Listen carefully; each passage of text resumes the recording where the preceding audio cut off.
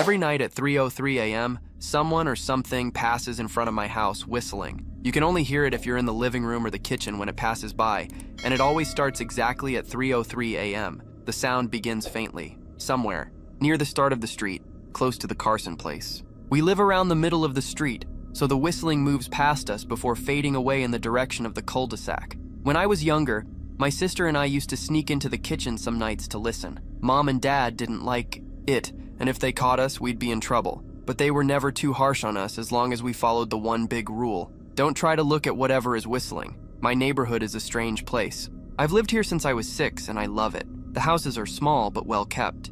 The yards are big, and there are plenty of places to explore. There are a lot of kids my age around here. I turned 13 in October. We all grew up together, playing foursquare in the cul-de-sac or running from porch to porch in the summer. It was a great place to grow up. I'm old enough to see that now. And there are only 2 strange things here: the night whistling and the good luck. The whistling never really bothered me. Like I said, I couldn't even hear it from my bedroom. But Mom and Dad don't like talking about it, so I stopped asking questions. My dad is a strong man, tall and calm. He has an accent because he moved to the US when he was a kid. His family, my grandparents, are from the islands. That's what they call it. My dad is always steady, except when the whistler comes up. That's when he talks a little faster. His eyes dart around, and he tells us not to think about it too much. And above all, to always remember the big rule. Never look outside when the whistler passes. Not that we could, even if we wanted to. Every window in the house has thick, heavy canvas shutters that roll down from the top and latch at the bottom. Each latch even has a small lock, about the size of a diary lock.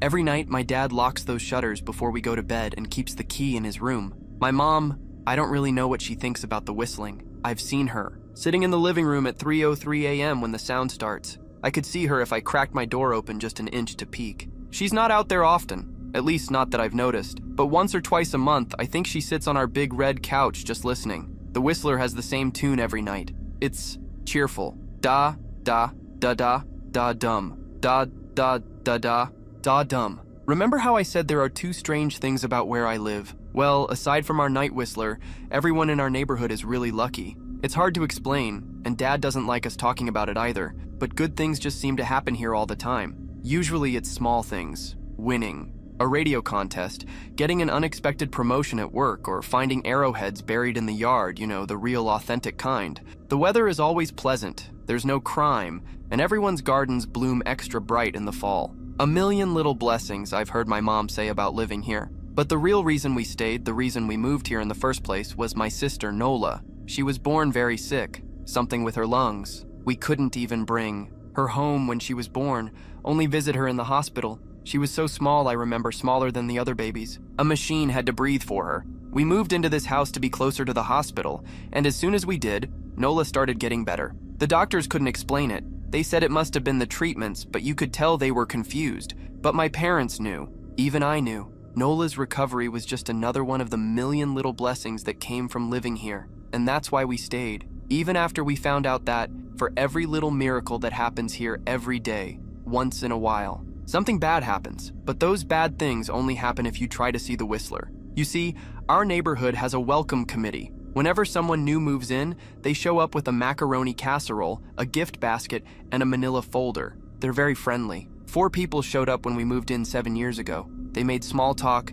gave me a chocolate bar, and took turns holding Nola. Since it was her first week out of the hospital, they were extra careful. Then the committee asked to speak to my parents in private. I was sent to my room, but I still managed to hear nearly every word. The welcome committee told my parents about how special the neighborhood was, really exceptional, almost impossible to explain. And then they told them about the whistling. They said it happened every night at 3:03 a.m. and ended exactly at 3:05 a.m. The group, our new neighbors, warned my parents that the whistling was quiet, that it would never harm or hurt us, as long as we never tried to see what was making the sound. This part they emphasized a lot, and I pressed my ear against the door, straining to hear them. People who tried to see the whistler had their luck change, sometimes tragically. A dark cloud would hang over anyone who looked. Everything that could go wrong would. The manila envelope the committee brought contained newspaper clippings, stories about car crashes, ruined lives, public deaths, and freak accidents. Not everyone dies, I heard the head of the committee tell my dad, but the life goes out of them. Even if they live, there's no light in them ever again. No presence. My mom. I could tell she wasn't taking it seriously. She kept asking if this was some practical joke they played on new neighbors. At one point, she got angry, accused the committee of trying to scare us away from our new home, even asked if they were racist because my dad was from the islands. My dad calmed her down, told her he could tell our new neighbors were sincere and that they were just trying to help us. He explained that he had grown up hearing stories like this from his mother and that he knew there were strange things that walked among us. Some of those things were good, some were bad, but most were just different. After the committee left, my dad went to the hardware store, bought canvas blinds, latches, and locks, and installed them on every window in the house after dinner. That first night in our new house, I crept out of my room at 3 a.m., only to find my dad awake, sitting on the living room couch, holding my baby sister. He held up a finger in a shoe motion, but patted the couch beside him. I sat down, and we waited.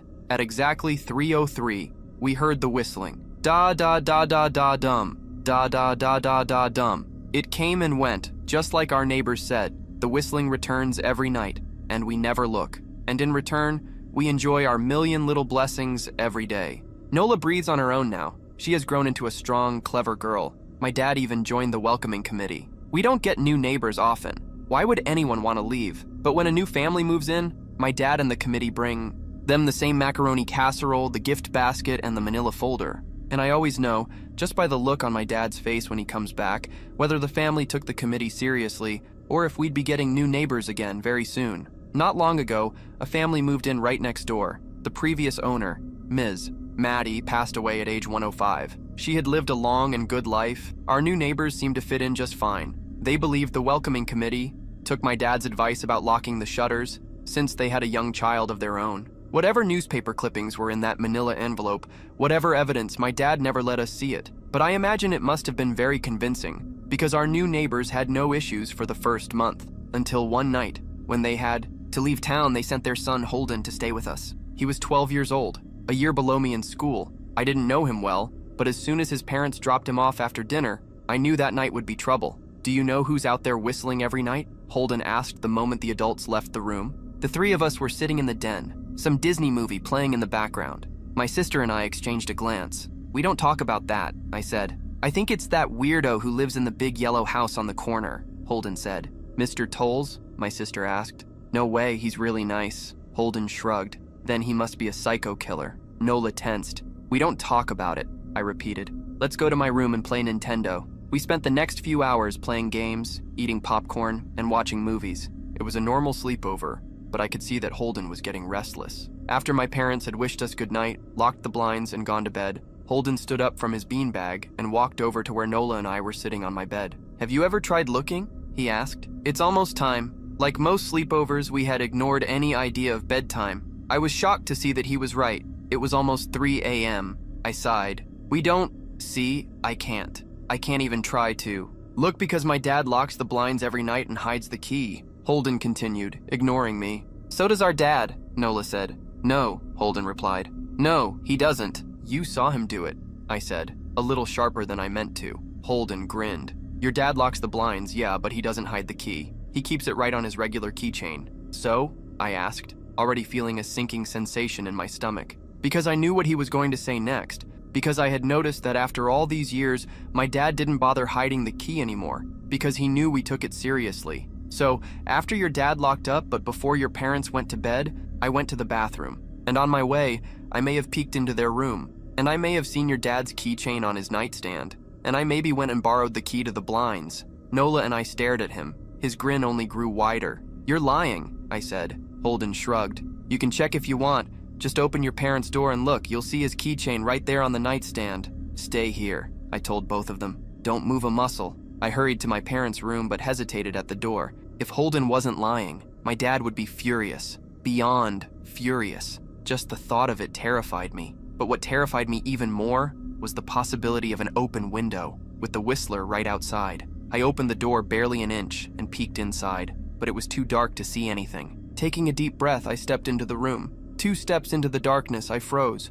The whistling started, and I could hear it clearly, from inside my parents' room. I had never realized it before, but they must have heard that sound every night since we moved in. They never told us. I don't think I could have slept through it. I stood there, listening to the whistling grow closer, unsure if I should turn on a light or call for my dad. Soft sounds from the living room snapped me back to reality. "Nola!" I yelled, running out of my parents' room. Holden and Nola were standing near the front door, right next to a window. Holden wasn't lying. I saw him fidgeting with the lock on one of the blinds. I heard a click. He had the key. Holden let out a quick laugh. Nola stood next to him, curled up, scared, but maybe curious. The whistling was right outside our house now. I think I made a sound, called out, but I can't remember. Time felt frozen, like the hands of a clock nailed to its face. But somehow, I moved. I'm not fast. I've never been athletic. But somehow, I crossed the space between me and Nola in a flash. My eyes were locked on her, but I heard Holden pull the blind all the way down to release it.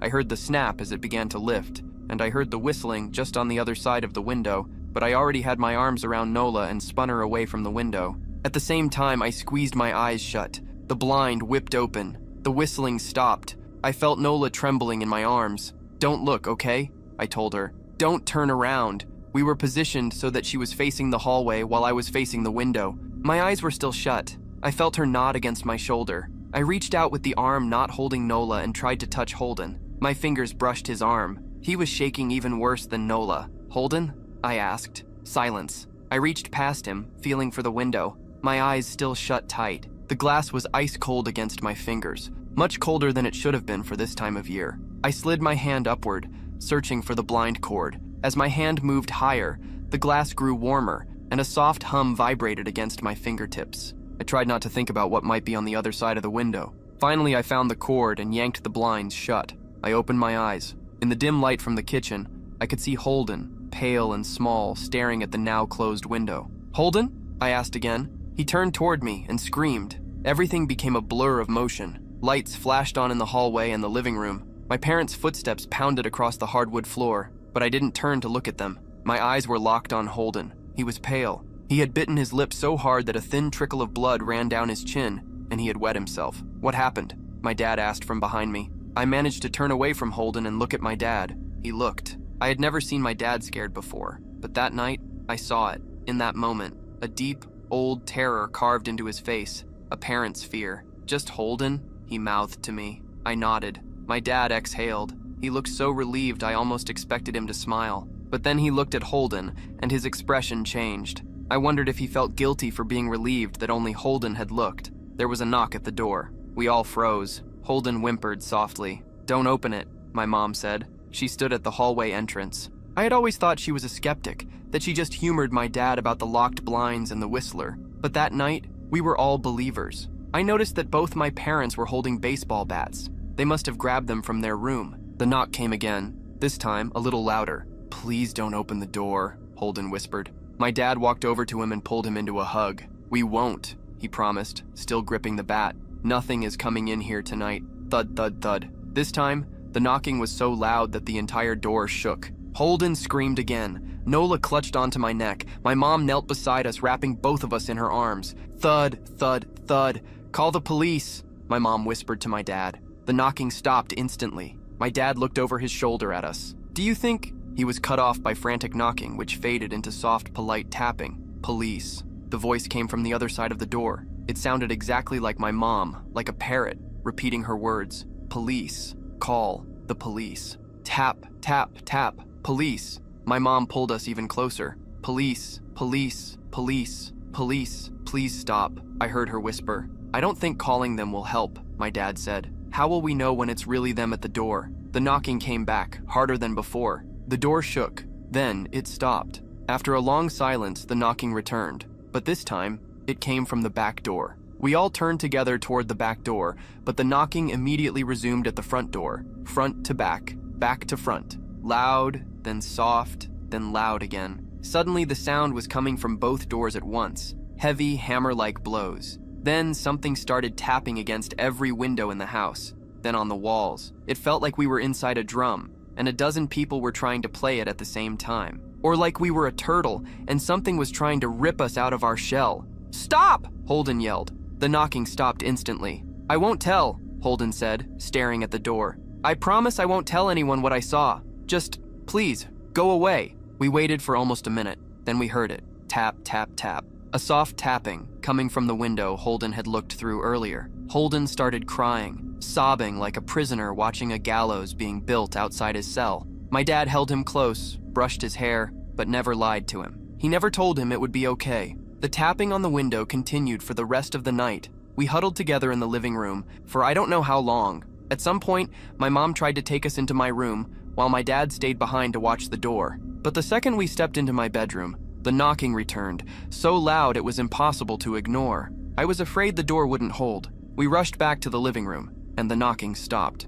Only the tap tap tap on the window remained. None of us slept that night. The sound stopped around 7 a.m. That's when the sun rises here. We waited 2 more hours before my dad opened one of the blinds. He made us go to his room first. I heard the sound of the door opening, then he came back inside. "It's over," he told us. Holden's parents came back around noon. My mom and dad walked him home and stayed inside with them for a long time. Nola and I watched from the window. She stuck to me all day, by my side, sometimes holding my hand. When my parents returned, they looked grim, but didn't tell us what they talked about with Holden's family. It was a Sunday, so we spent the day together, ordered pizza, and watched movies. That night, everyone slept in my room. Nola and my mom in bed with me. My dad in a chair he pulled over. There was no knocking that night, nor any night since. We didn't see much of Holden or his parents for the rest of the week, but by Thursday, a moving truck was in their driveway. Nola and I watched them pack all afternoon after school. What sticks with me the most is how tired they looked. All 3 of them, Holden and his parents. They had the same pale faces, tight lips, and empty eyes. Even from across the street, I could tell something was very wrong. Before sunset, Holden and his family were gone. I remember what the original welcoming committee told my parents when we moved in. Not everyone who looks at the Whistler dies, but even those who live, the light goes out in them, and the rest of their lives are filled with misfortune. A million little tragedies. I think Holden's parents must have looked too, maybe to comfort him if they didn't believe, or to share the burden if they did. Sometimes, I watch Nola, happy, young, alive, and I wonder if I had been slower, if she had looked out the window. That night, would I have looked too, to comfort her, to share that burden? I'm glad I'll never have to find out. We still live in that house, in that neighborhood. We still hear our Whistler walking past every night. The blessings, the luck, the good things are too good to leave, but we're careful. We don't invite friends to stay overnight anymore. And my dad hides the key to the blinds very, very well. Not that I've ever tried looking for it. Some things you just don't need to see.